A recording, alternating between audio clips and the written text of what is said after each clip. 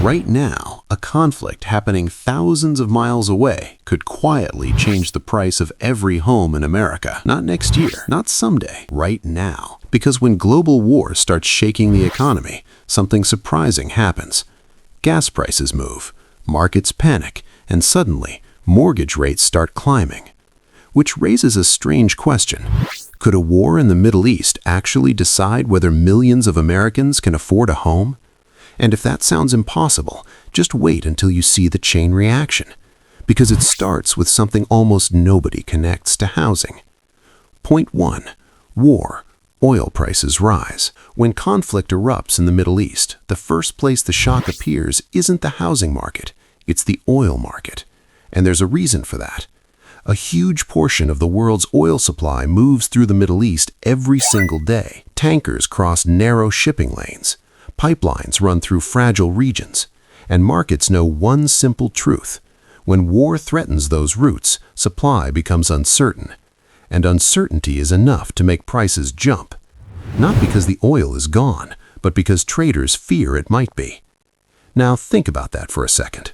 A single headline about military escalation, a single tanker delay, a single blocked shipping route, and suddenly the cost of energy across the entire planet starts rising. Gas stations feel it, airlines feel it, factories feel it. But here's the question most people never ask. What does oil have to do with housing? At first glance, nothing. Homes are about land, construction, and mortgages, right? But energy sits quietly behind almost every part of the housing economy. Construction equipment runs on fuel. Building materials are transported by trucks. Concrete, steel, and lumber all require massive energy to produce. When oil prices spike, the cost of building homes rises too. And when building becomes more expensive, developers slow down, projects pause, new homes become harder to supply. Which means something strange happens. Even if demand stays the same, prices can still rise. Now pause for a second and think about that chain reaction. A conflict on the other side of the planet raises energy costs, which raises construction costs, which slows housing supply, which pushes home prices higher. But that's only the first ripple. Because oil doesn't just influence construction, it triggers something even more powerful inside the economy, something the Federal Reserve watches obsessively: inflation. Point 2. Oil rise, inflation rises. If oil prices keep climbing, the shock doesn't stay in the energy market for long. It spreads, quietly, through almost every corner of the economy. Because oil isn't just fuel for cars, it powers transportation, manufacturing, agriculture, and shipping. So when oil gets more expensive, everything else slowly follows. Food costs rise, air travel costs rise, delivery costs rise. Even everyday products on store shelves start creeping upward.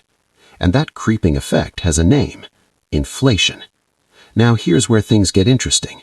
Central banks around the world, including the Federal Reserve, treat inflation like a fire.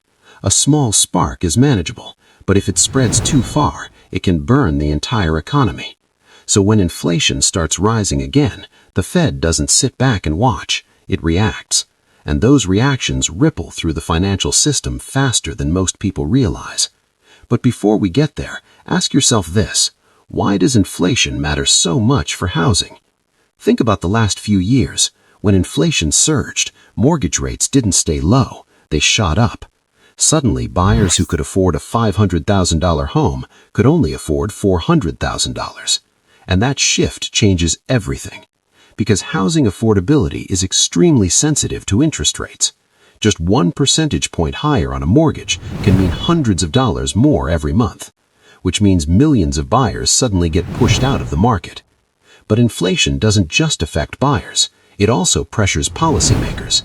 And when policymakers step in, they usually do it with one powerful tool: interest rates. And that's where the housing market starts feeling the real impact. Point 3. Inflation, mortgage rates increase. When inflation rises, the Federal Reserve faces a difficult choice: do nothing and risk prices spiraling even higher, or tighten financial conditions to slow the economy. Historically, the Fed almost always chooses the second option. And the main way it slows inflation is by pushing interest rates higher. Now, technically, the Fed doesn't directly set mortgage rates, but its policies influence the entire bond market, and mortgage rates follow those movements very closely. So when investors believe inflation will stay high, they demand higher returns on bonds, which means borrowing money becomes more expensive for businesses, for governments, and most importantly, for home buyers. Now, imagine you're shopping for a home. A year ago, your mortgage rate might have been around 5%. Today, it could be closer to 7%. That difference might not sound huge at first, but over the life of a loan, it changes everything. Monthly payments jump, budgets shrink, buyers hesitate, and suddenly the housing market begins to slow down. But here's something many people overlook. Higher mortgage rates don't always mean home prices fall immediately. Sometimes the opposite happens. Why? Because homeowners who locked in low rates don't want to sell. They stay put, which reduces housing inventory even more. So fewer homes hit the market and buyers compete over limited supply. That strange tension, high prices but falling affordability, creates one of the most confusing housing markets imaginable. But the biggest impact lands somewhere else entirely. It lands on affordability. Point 4. Mortgage rates, housing affordability drops. Housing affordability is a delicate balance. Three things must work together: home prices, mortgage rates, and household income. If any one of those moves too far out of alignment, the system strains. Right now, many Americans are already feeling that strain. Prices surged in recent years, wages haven't kept up, and mortgage rates remain far higher than they were just a few years ago. Now imagine adding another pressure: global instability pushing energy prices up, inflation creeping higher, interest rates refusing to fall. Suddenly, the path to ownership becomes steeper, for first-time buyers especially. A home that felt barely reachable yesterday may feel completely out of reach tomorrow. And when millions of people face that reality at the same time, the housing market begins to shift. Some buyers delay, some renters stay renters longer, some investors step in. Every one of those decisions reshapes the market in small ways. But the bigger question remains: could global conflicts continue influencing housing like this in the future? History suggests the answer might be yes, because the housing market doesn't exist in isolation. It sits at the center of the global economy, which means events thousands of miles away can quietly ripple into American neighborhoods. So when people hear about conflicts overseas, most assume the effects stay far away. But the truth is more complicated.